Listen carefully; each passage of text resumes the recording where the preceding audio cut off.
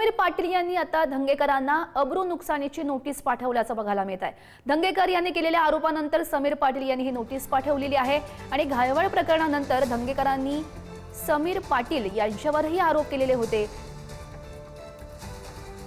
आणि या सगळ्या आरोपांवर स्वतः रवींद्र धंगेकर उत्तर देत आहेत। जास्त माहिती अजून मी नोटीस वाचलेली नाहीये। रात्री मला नोटीस आलेली आणि ही नोटीस याचा खुलासा काय करायचा काय नाही ह्याच्यामध्ये पहिलं तर त्यांनी इंग्रजीमध्ये ही नोटीस पाठवलेली। थोडा इंग्रजीचा अभ्यास थोडा माझा कमी आहे, तर मी आता वकिलांकडे भेटेल।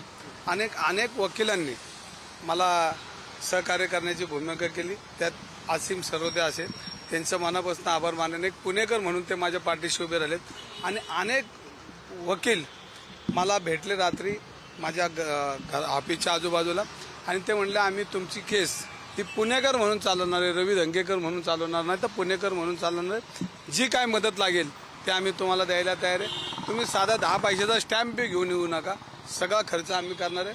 कारण पुणेकरांची बाजू कोणतरी मांडतंय हे आम्हाला लक्षात आलंय आणि आम्ही पुणेकर म्हणून तुमच्या बाजूने, तुमचा पक्ष कुठला आहे काय हे आम्हाला घेणं देणं नाही। आणि शिंदे साहेबांना अजूनही मला काय काय सांगायचं, पण मला जास्त त्यांच्याशी चर्चा करताना आली की ह्यांनी पुणे शहरामध्ये केलेले हे 10%च बोलतोय, अजून 90% माझ्याकडे शिल्लक आहे। मी शिंदे साहेबांची परवानगी घेणार आहे आणि मग बोलणार आहे। पण याचा आता मला जर आज मी रात्री विचार केला की खरा सल्ला मला इथं चंद्रकांत दादा देतील की काय करायचं पुढं।